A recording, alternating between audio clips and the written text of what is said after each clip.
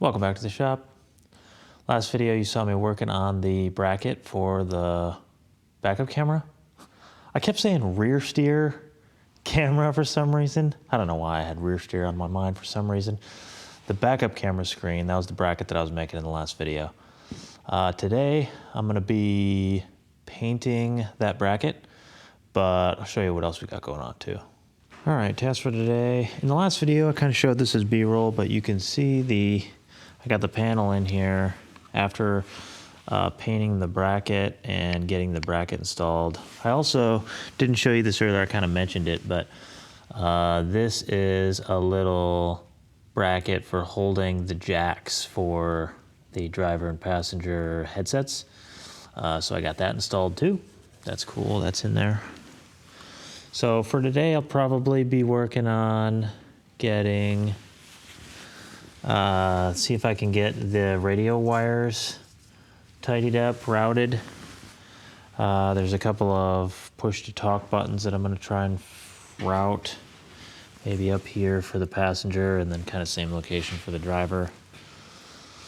And then, don't know if I'll get to this or not, but there's that top panel that I had to fix the mounting for in a previous video.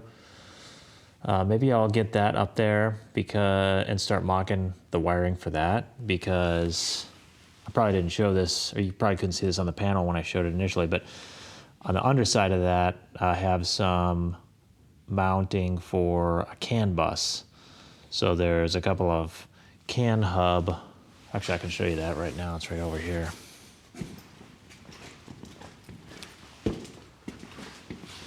This is the underside of that panel, and there is this kind of CAN hub situation. I'm hoping this is going to work out packaging wise. There is kind of a lot going on there with the hoses and the wires for the computer and everything that has to go through there. So we'll see if this works out. I might end up having to relocate this to another place on the buggy, but we'll see. And this kind of goes with it too, but this is just the wiring for the O2 sensor. So I don't know exactly where this is going to route yet, but this is going to go, you know, away from all this and then over to the O2 sensor in the passenger side header. So maybe I'll get that sitting up there and then just make sure that I don't have any gotchas as far as like all this fitting in there and such. See how far we get.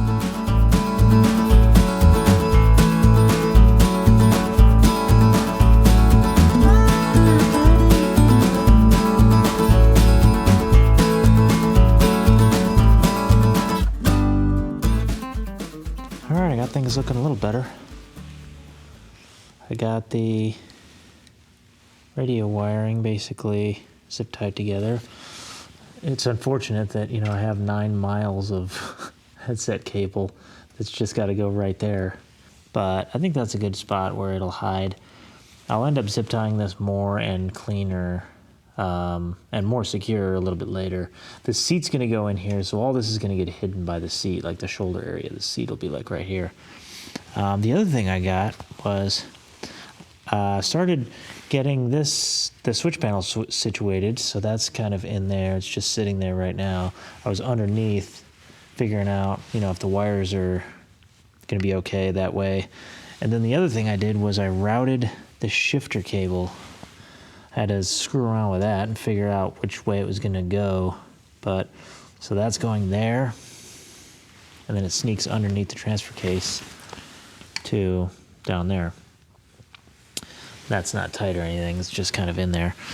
But so looking better there.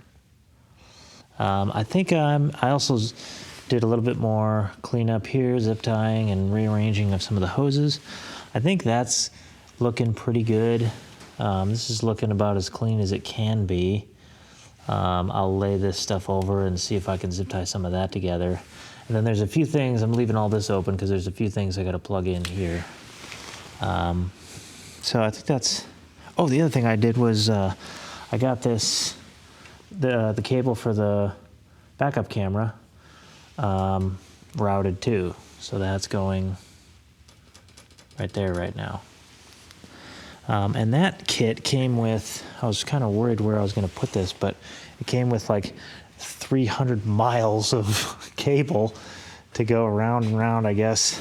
I just got this backup camera on Amazon, but I was wondering where I was gonna hide this, a million miles of cable.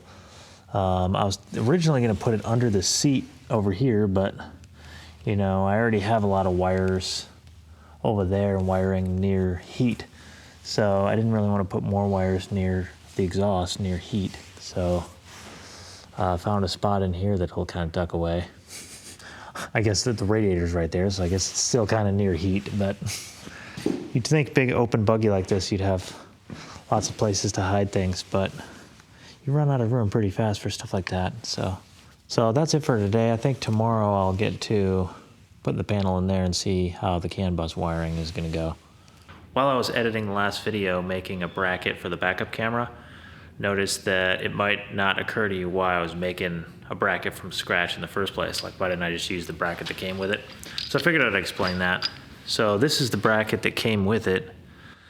And as you can see, well, a couple of things. One, it's got this really chintzy, like, sticky mount, which I don't want to use, right? Totally custom made buggy. I don't really need to use this stick mount. This is obviously meant for a car. This backup camera that I got is just something I found on Amazon. But the other thing, now it sort of has mounting holes in here. You can see I maybe could have used that, but the main problem that I had with this was, look how tall this is.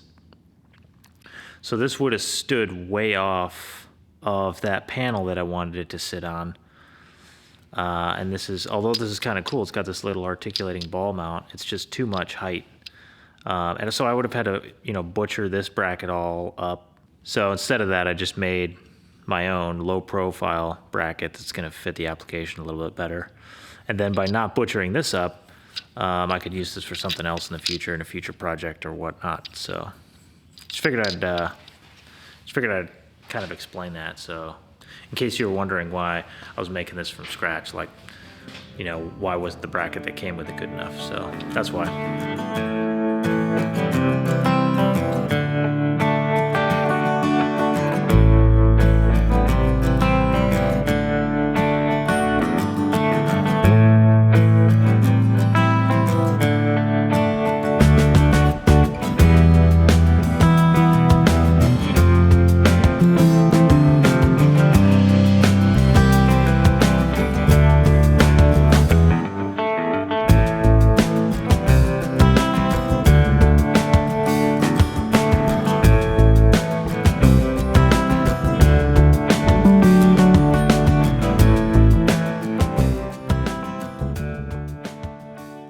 All right, here's where I'm at so far.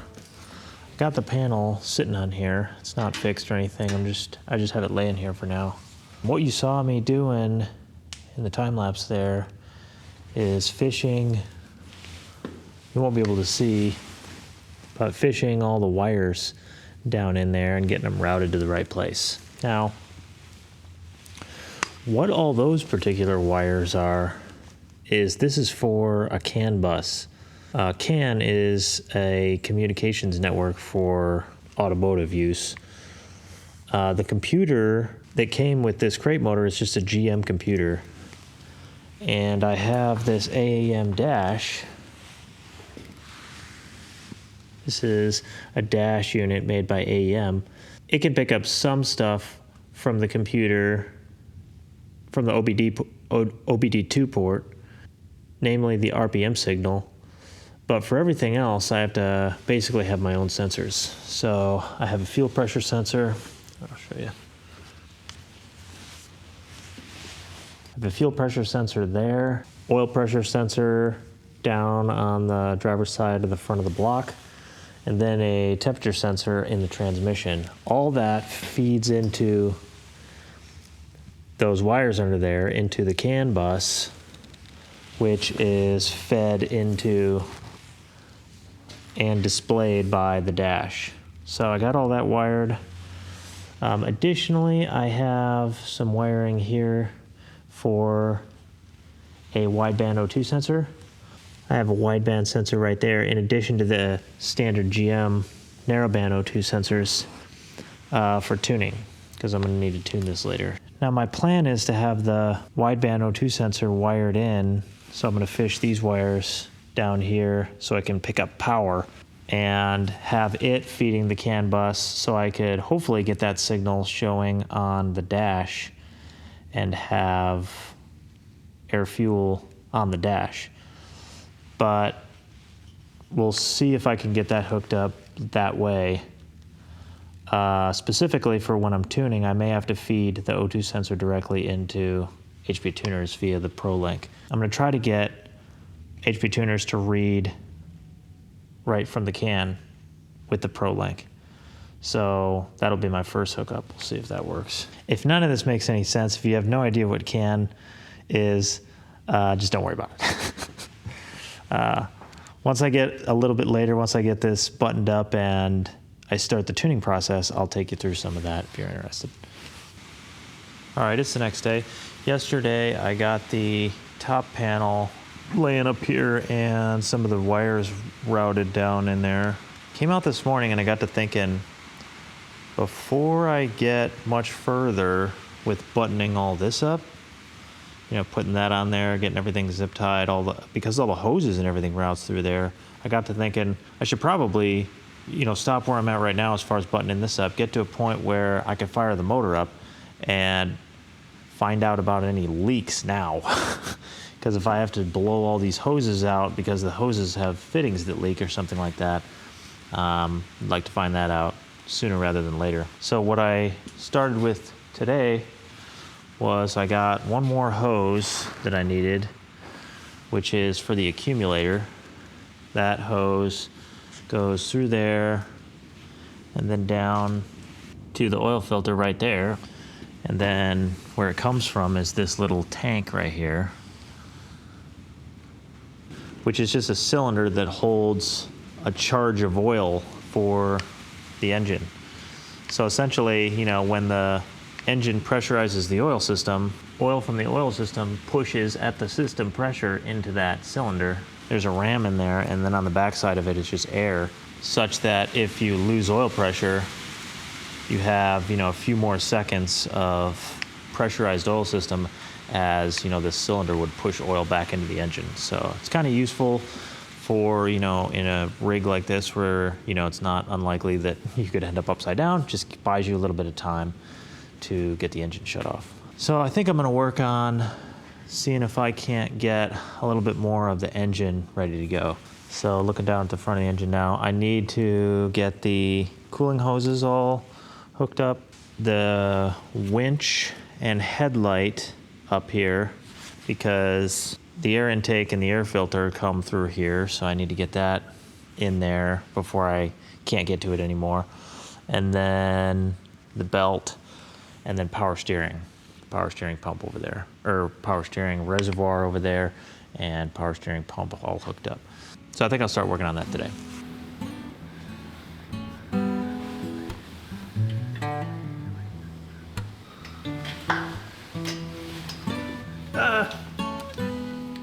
Statically sitting for weeks. And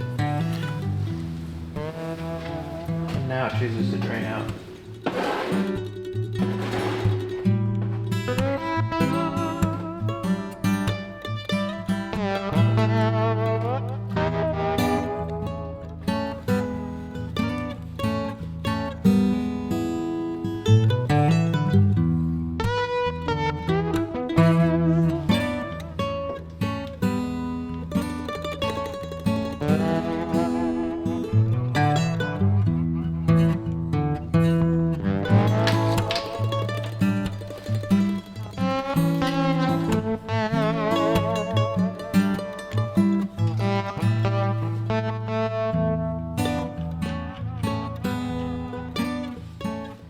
It's a steel bolt going into aluminum. I always put a little bit of anti-seize on here.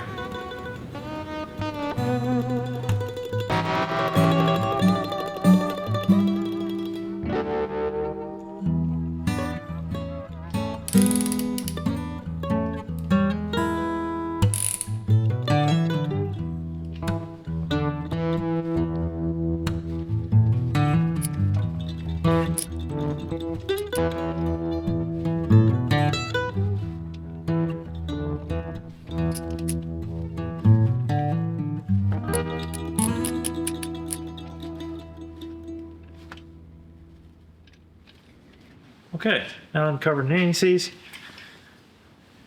Power steering reservoir is on. The line that you saw me hooking up down here, I hope you can see that. Yeah, down here is the gravity feed line, unpressurized, to the power steering pump. This line here is the return to the reservoir from the power steering cooler, which goes on the top of the engine cage. There's a cage that goes up here, and then the power steering cooler's mounted kind of like right here. And this plugs into that. So that'll just hang here for a little while until I can get the cage on.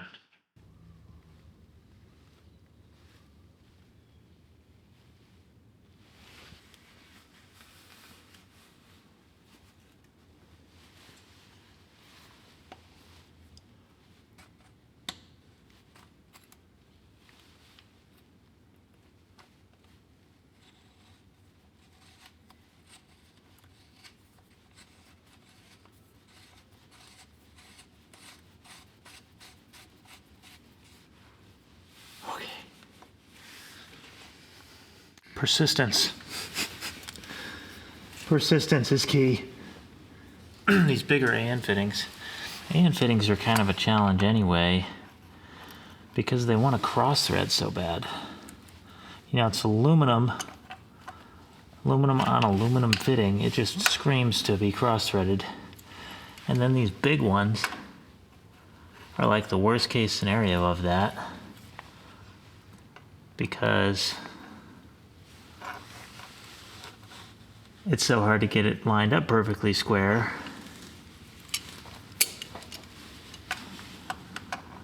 Also, I can't bring myself to spend a bunch of money on aluminum wrenches. So I just use my steel ones here for this. So I just have to be a little bit more careful to not scratch them. You saw me put a conical seal on there too. They sell those little conical seals for these things.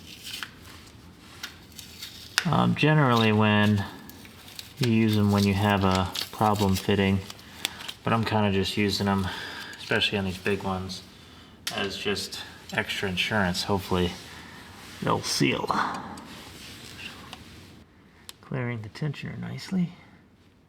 All right, hopefully that's good.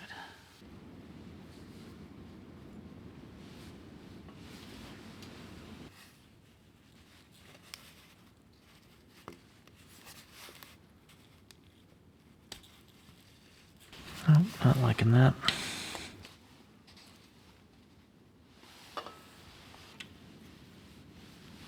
Alright, I just got the winch in there. Thought I was recording that whole time, turns out I wasn't. So you didn't get to see that. But it's quite the struggle getting this big heavy thing in here. This thing is way heavier than it looks. Especially when you're trying to hold it with one hand and put bolts in with the other.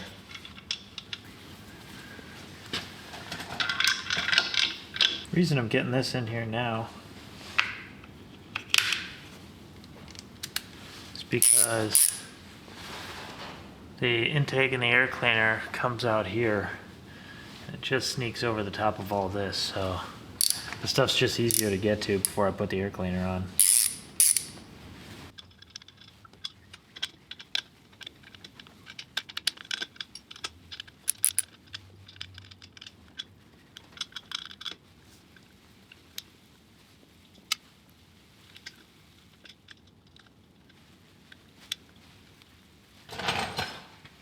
Extension.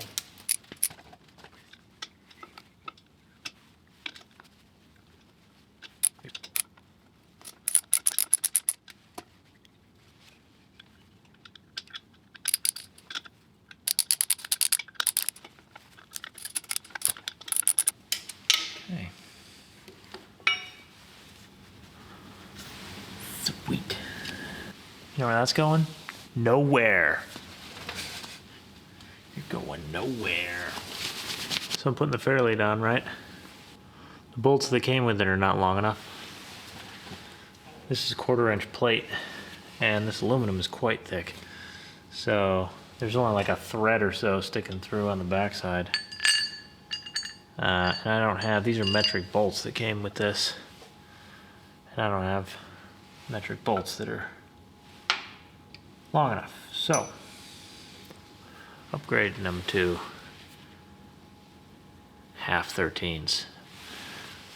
Beef status. Conveniently,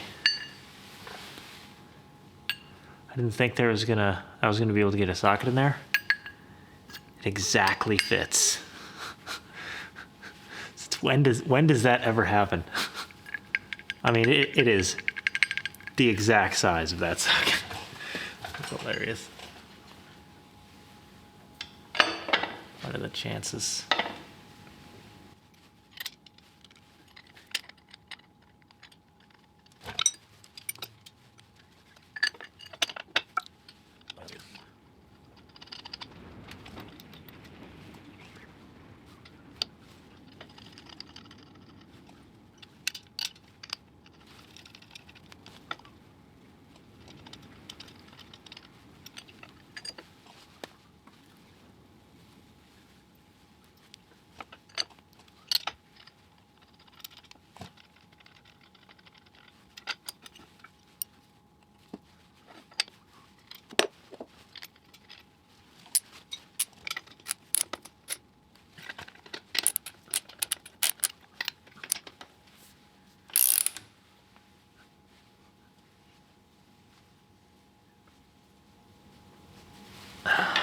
Probably won't be able to even over torque these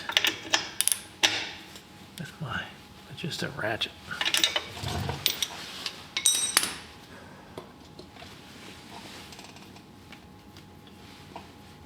Yeah, that's good.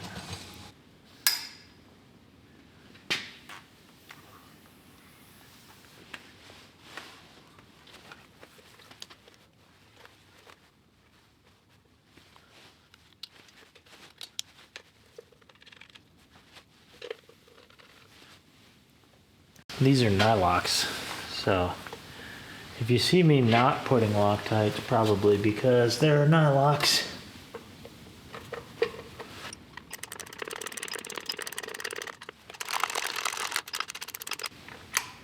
Is it just me, or is this stud entirely too long? Like, is this really necessary? Put this plastic control box on here. The stud's 10 miles long.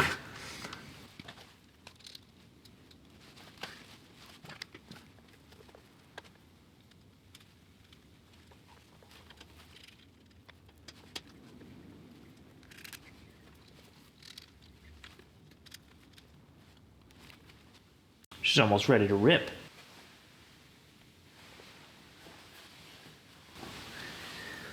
Of course, the can ends upside down. Can't leave it like that.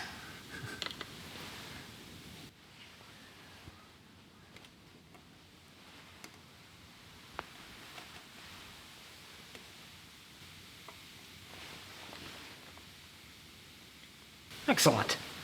All right, here's what I finished out for the day. Winch controller on, belt on, intake and air filter on, headlight, fair lead, and winch. All wired except for the main power and ground for the winch. Not really that imperative that I have that running or anything, because I'm just trying to get the engine start now. Power steering reservoir hooked up on the pressure side, but the return side, need to get the engine gauge in for the return side. All right, that's pretty sweet. So probably that's it for this weekend. Probably next weekend I'll get this thing fired up maybe. Once I get it fired up and running, I can sort out any leaks, anything with the hoses, see if my radiator repair from a previous video, see if that's gonna hold. And then once I get all that sorted out, then we'll be in good shape. Then I can really start buttoning all this stuff up, putting the body panels on, seats in, all that stuff. So we're getting there. All right, that's it for this one. Got a lot of the front stuff cooked up. I'm just about ready to get it fired up. Got enough of the wiring in, and now I just need to get the engine cage on, so I can hook up the rest of the power steering plumbing. And then after that, it's just fill it up with some fluids, fire it up. Stick around for the next video, or might be the next video, might be the one after that, but stick around if you want to see it run.